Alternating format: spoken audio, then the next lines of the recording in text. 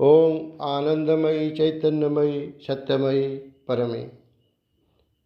उड़ीसा का सुंदर जिला में एक शहर बनई उसका नाम, वहाँ पर एक स्कूल जिसका नाम Shri Aurobindo integral education centre. आज उसका रौप्य जयंती समारोह हम मना रहे हैं। इसके अलावा श्री अरविंदो का 150 जन्म जयंती पालन, ये दोनों एक ही साथ नवंबर 12 से 14 तक 2022 यहाँ पर पालन हो रहा है। तो इस सुनहरे अवसर में मैं श्री अरविंदो के बारे में कुछ बोलना चाहता हूँ। श्री अरविंदो ऐसा शख्सियत कि जिनके बारे में बोलना इतना सहज नहीं है, क्योंकि वो एक साधक थे और उनका जीवन भीतरी जीवन है, साधनामय जीवन है। बाहर से इनके बारे में पता करना शायद गलत होगा। फिर मैं कोशिश करूंगा इनके बारे में थोड़ा बहुत बोलने के लिए, क्योंकि ऐसा एक सुनहरा अवसर को मैं गंवाना नहीं चाहता हूँ। तो जिन लोगों को श्री अरविंदो के बारे में पूरा जानकारी के लिए, सच जानने के लिए उत्तरपड़ा अभिभाषण को जानना समझना जरूरी है। इसीलिए मैं ये प्रसंग आज चुना हूँ। उत्तरपड़ा जो वेस्ट बंगाल का एक जगह है। श्री अरविंदो जेल से छूटने के बाद वहाँ पर जाकर कुछ वक्तव्य दिए थे और जिसे उत्तरपड़ा अभिभाषण के नाम से बोला जाता है, उसका अहमियत क्यों है, मैं इसके बारे में तो बोलूँगा। इससे पहले मैं और कुछ भाषण जो इतिहास में दिया गया है और इतिहास में शुमार है, मैं इसके बारे में बोलना चाहता हूँ। अगर हम देखेंगे, जैसे ख्राइस्ट का अपना तपस्या ख़त्म करने के बाद, साधना ख़त्म करने के बाद उन्होंने शर्मानंद माउंटेन, एक पहाड़ी पर जाकर लोगों को बहुत कुछ उपदेश दिए थे। तुम शत्रुओं को प्रेम करो, तुम शत्रुओं के लिए प्रार्थना करो, तुम लोगों को मदद करो, उससे कुछ उम्मीद मत रखना।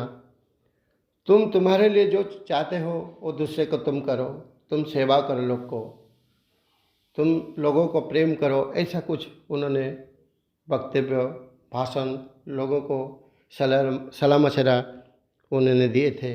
वो आज भी प्रासंगिक है और रहेगा भी, क्योंकि वो प्रेरणादायी था। उसके अलावा अगर हम देखेंगे, हजरत मोहम्मद सल्लल्लाहु अलैहि वसल्लम जो एक नेक इंसान थे, वो खुदा का पैगंबर है, जिन्होंने अरब का एक शहर मक्का, वहाँ पर जन्म लिए थे। बचपन में उनका ज़िंदगी बहुत दुख भरा था। पिता माता के साया से वो वंचित थे। चाचा उनका परवरिश कर रहे थे। वो तिजारत में काफ़ी तरक्की की थी। वो खुदा का पैगंबर है, या क्या उन्होंने खुदा का पैगंबर नहीं बना, वो भी कुछ साधना की थी ज़िंदगी में। तो मक्का शहर के नज़दीक हीरा गुफा जाकर उन्होंने साधना की थी। वहाँ पर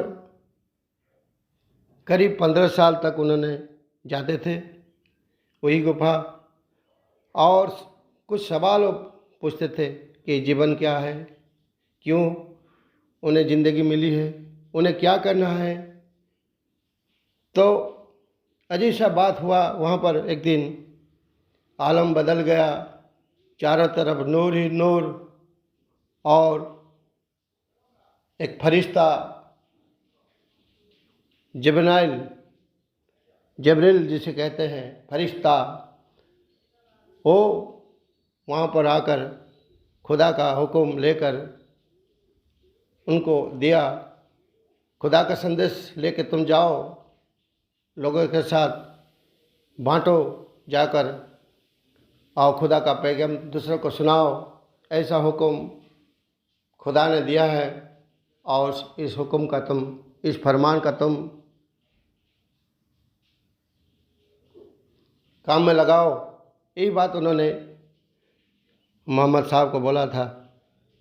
और खुदा की ओर से जब पहला पैगाम उनको मिला था कि वहाँ का लोग बहुत रईस किस्म के थे, जाओ वो सोए हुए हैं, उनको जगाओ,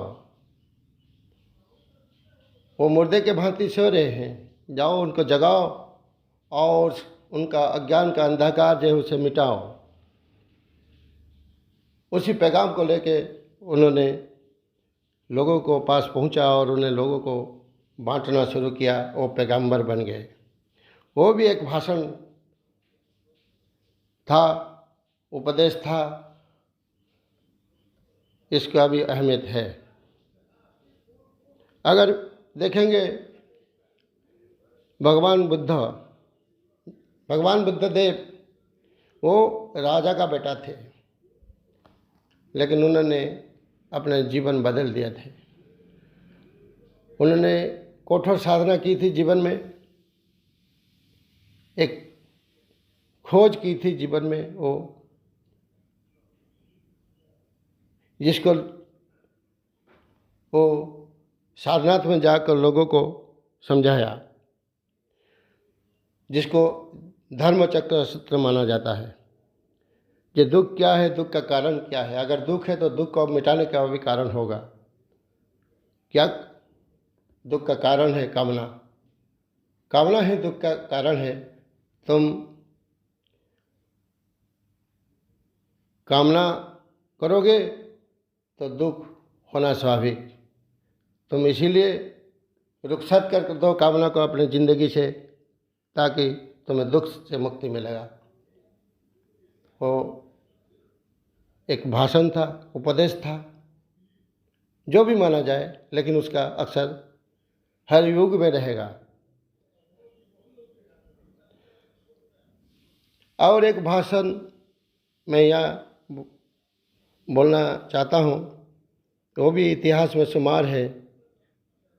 स्वामी विवेकानंद 1893 साल उन्होंने अमेरिका जाकर भारत का आध्यात्मिक इतिहास का परचम लहराया था। आध्यात्मिक विरासत का उन्होंने पहचान की थी भारत का। उन्होंने जो भाषण वहाँ पर दिया वो भी ऐतिहासिक था, वो प्रेरणादायी था, और काफ़ी उम्दा तरीक़ा से उन्होंने वहाँ पर भाषण दी थी। वो भी इतिहास में आज शुमार है। वो डेलिकेटेड स्पीच था, भारत का शान ऊंचा करने वाला स्पीच था। श्री अरविंद का स्पीच लेकिन अलग किस्म का था। वो डेलिकेटेड स्पीच नहीं था, वो भी ऐतिहासिक था, ये भी ऐतिहासिक है। लेकिन वो जेल से मिला हुआ ज्ञान, भगवान की ओर से जो मिला था ज्ञान, निर्देश, उन्होंने जाकर वहाँ पर अलीपुर में लोगों को बताया। वहाँ पर एक धर्मरक्षक सम्मेलनी में श्री अरविंद को बोलने के लिए बुलाया गया था। वो जेल से छूटने के बाद वहाँ पर जाकर कुछ बोलने के लिए जब तैयार हुए थे, उसी समय भगवान की ओर से एक निर्देश आया कि तुम जेल में जो हुआ है उसी का तजुर्बा तुम लोगों के सामने बोलो, जो तुम्हें ज्ञान मिला है। उन्होंने इसीलिए जो सोचा था उसी को बदल कर तुरंत जेल के जो मिला हुआ अनुभूति को लोगों के सामने बताया था कि जेल जाने से पहले, करीब 1 साल पहले मैंने यहाँ पर आया था। मेरे साथ देश के बहुत बड़े नेता आए थे। उस समय यहाँ पर सिचुएशन, हालात कुछ अलग था। चारों तरफ भारत की स्वाधीनता का लहर चल रहा था। लोग की देश प्रेम की भावना साफ दिखाई दे रहा था। लेकिन आज सब कुछ बदल गया है। मैंने जब जेल से छूटा तब इन लोगों को मैंने खोजने की प्रयास की, लेकिन मुझे कोई भी नहीं मिल रहा है। इसमें कोई देशांतर में है, नज़रबंद है, किसी को जेल हो गया है और किसी को मौत के तख्त पर बैठा दिया गया है। चारों तरफ हताशा का भाव है, खामोशी है, निस्तब्धता है। लेकिन मैं इस निस्तब्धता से परेशान नहीं हूँ क्योंकि मुझे इस हालात से पहले से जीना सीख लिया है जेल में। जब मुझे अलीपुर एक साजिश की तरफ, अंग्रेज़ सरकार का हुकूमत की साजिश था मेरे ऊपर, उन्होंने मुझे जेल में ले आया। मैंने ईश्वर से पूछा था, ये क्या हो रहा है? मेरा विश्वास पल भर के लिए रुक गया था। मैंने सवाल किया था भगवान को, ये क्या हो रहा है? मैंने तो यही नहीं चाहा था। मैंने तो देश की सेवा के लिए मर मिटने के लिए तैयार था। मैं सब कुछ तैयार था निछावर करने के लिए, मेरे देश के लिए। मैं आज़ादी की लड़ाई के लिए चाहता था, मेरे देश के लिए सब कुछ करने के लिए था। लेकिन अगर कुछ होगा तो तुम मेरा रक्षा करना। लेकिन ये क्या हारा, मुझे जेल में क्यों ले आ गया? तो 1 दिन गया, 2 दिन गया, 3 दिन के बाद मुझे एक आवाज़ मिला, तुम देखो क्या है, तुम इंतज़ार करो और देखो, वेट एंड सी। मुझे मालूम नहीं था कि ये सरकार का मेरे खिलाफ़ जो साजिश था वो भगवान का साजिश में तब्दील हो गया। मुझे ये ज्ञान नहीं था।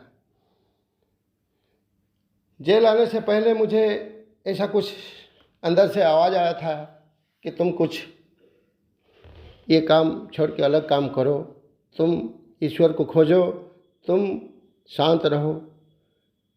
लेकिन मैंने ये बात माना नहीं। तो भगवान इसीलिए कहते हैं कि तुमने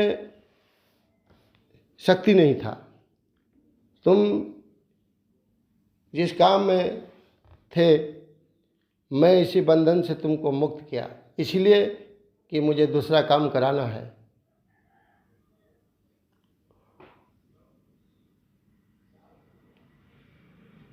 यही कारण था कि तुम्हें आज जेल में ले आ गया। और तुम जेल देने के लिए यहाँ लाया नहीं, तुम कुछ अलग सा काम यहाँ दिया जाएगा और तुम उसको करोगे। मैंने उसी समय ईश्वर का मकसद के बारे में कुछ नहीं जाना था। तो भगवान जेल अथॉरिटी को कहते हैं वो बहुत कष्ट पा रहे हैं, जेल में वो बहुत कष्ट पा रहे हैं, और तुम उसे कम से कम आधा घंटा सुबह और शाम टहलने का अनुमति दे दो। और ऐसा भी हुआ, मुझे मिल गया अनुमति सरकार की ओर से। अब मैं जब बाहर घूम रहा था जेल में, मेरे रहने का सामने एक पेड़ था, तो उसी पेड़ की तरफ मैंने जब देखा, वहाँ पर कोई पेड़ नहीं था, बल्कि भगवान श्री कृष्ण खड़े थे। जब मैंने देखा, मेरे जेल की काल कठरी के सामने जो दरवाज़ा था, वहाँ पर कोई दरवाज़ा नहीं था, खुद भगवान श्री कृष्ण थे। और जो मैं सो रहा था वही जेल के सेल में, तो ऐसा लगता था मुझे कि खुद भगवान श्री कृष्ण मुझे बाह में ले रहे थे, मेरे सखा थे वो, ऐसा मालूम होता था। और जब मैंने देखा जेल की चारों तरफ जेल का सेंट्री में भी वही रूप भगवान श्री कृष्ण का मुझे दिखाई दिया। और जेल में जो चोर डकैत जो मुजरिम था, इन्हीं के अंदर में भी मुझे भगवान श्री कृष्ण का दर्शन हो रहा था। अजीब सा फीलिंग मुझे आ रहा था। वहाँ पर लगता था मेरे जीवन में भगवान की मेरा साक्षात दर्शन हो रहा है। और भगवान ने मुझे मेरे हाथों में गीता रख दी थी। भगवान श्री कृष्ण ने जब मेरे हाथों में गीता रख दी थी, मुझे ऐसा लगता था कि भगवान की ओर से मुझ पर कृपा हो रहा है और शक्तियाँ प्रवाह हो रहा है। मेरा शक्ति में काफ़ी इजाफा हो रहा था। मुझे अंदर से उन्हीं का ऊर्जा में मैं देख रहा था कि चारों तरफ श्री भगवान श्री कृष्ण, इन्हीं का रूप मुझे दिखाई दे रहा था। आखिरी भगवान क्या चाहते थे? भगवान श्री कृष्ण ने अर्जुन से क्या मांगते थे और जो इनका काम करते थे उनसे वो क्या उम्मीद रखते थे? तुम घृणा छोड़ के, कामना वासना छोड़ के, सुख से परे अपने जीवन में काम करो, यही भगवत का काम था। मुझ पर यही निर्देश आ रहा था। और तुम दुख सुख और नफ़ा नुकसान, सफलता विफलता और दुश्मन दोस्त से परे ये काम करना। और जेल में मैंने जब देखा, एक आदमी जो किसान था, उसे 10 साल की कारावास हुआ था। मुझे लगा कि यह संत था, संत जैसा मुझे दिखाई दे रहा था। और जो भी मेरे साथ जो जेल में थे, कोई चोर है, डकैत है और मुजरिम है, उनसे जो व्यवहार मुझ पर मिल रहा था, उसे मैं शर्मिंदा हो रहा था। और मैंने देखा ये लोग में बहुत सरलता था। तो भगवान कहते हैं, देखो मैं तुम्हारे लिए सब इंतजाम किया हूँ, उनसे देखो, गौर से देखो, ये कितना सरल आदमी है। तुम इनका तरक्की के लिए तुम काम करोगे। और जब मुझे विचार के लिए जेल से विचारालय तक ले गया, भगवान मुझे कहते थे, क्या अभी भी तुम डर रहे हो?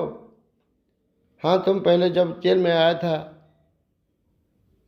तुम डर रहे थे, तुम कुछ शिकायत कर रहे थे, लेकिन तुम अभी भी डर रहे हो। तुम देखो, तुम जज की तरफ देखो, तुम सरकारी वकील की तरफ देखो। और मैंने देखा भी। तो मैंने देखा जब जज की तरफ, तो वहाँ पर कोई जज बैठा नहीं था, खुद भगवान श्री कृष्ण नारायण बैठा था। और जब मैंने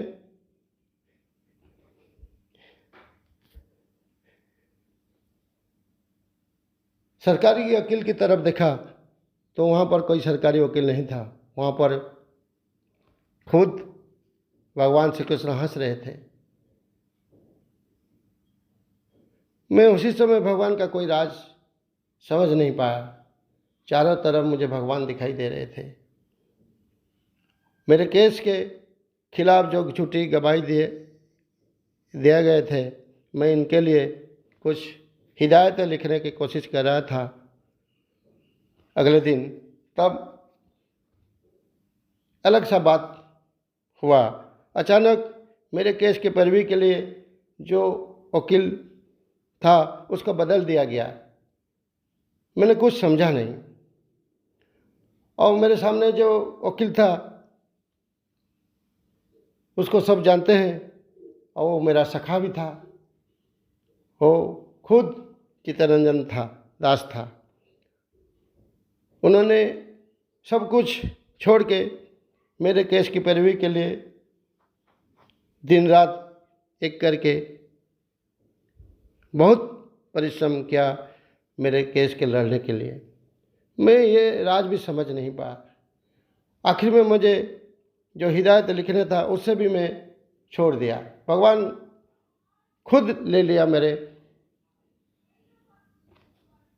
केस का दायित्व। तो मैं ये सब समझ में नहीं था।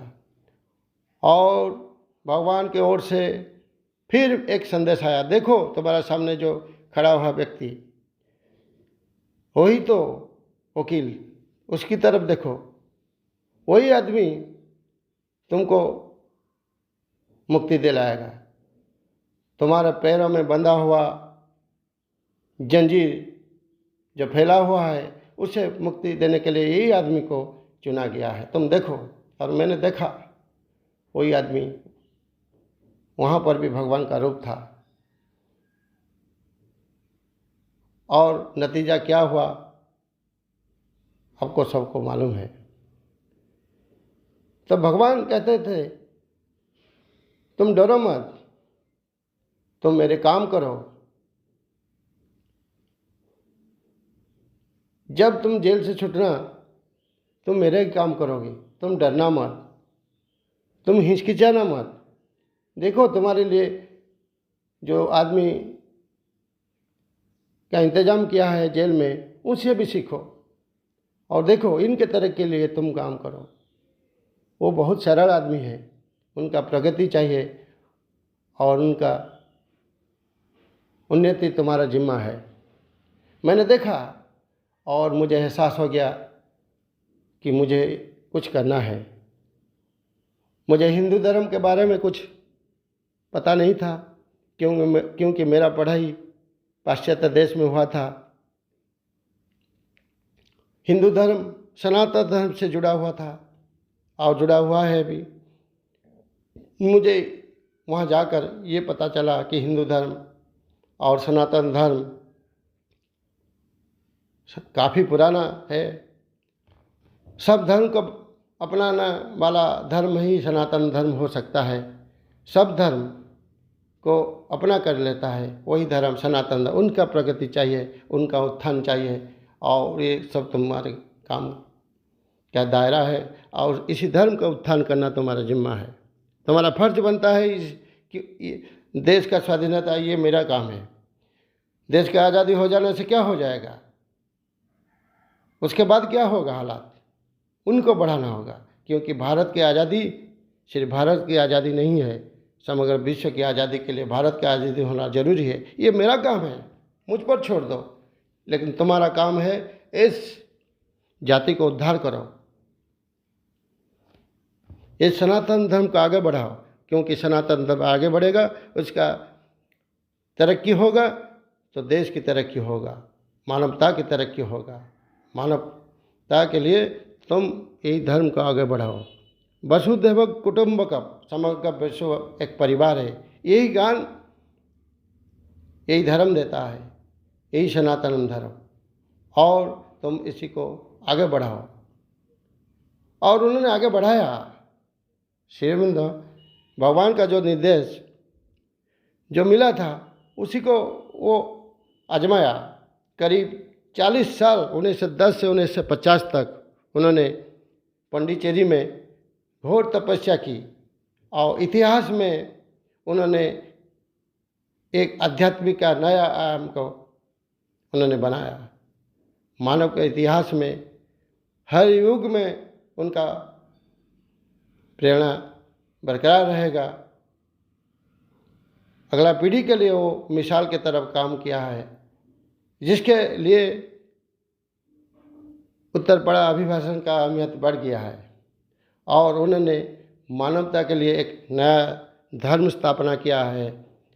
नया सिस्टम का ये धर्म है, वो है इंटीग्रल जगह, वो है पुण्य जगह। इसी को उन्होंने बढ़ाया ताकि इंसान के लिए वो एक नया शुरुआत होगा आध्यात्मिक दुनिया में और उसका नया पहचान होगा और इंसान अति मानव तक जा पाएगा। यही उनका मकसद था जो उसमें इनको कामयाबी मिली।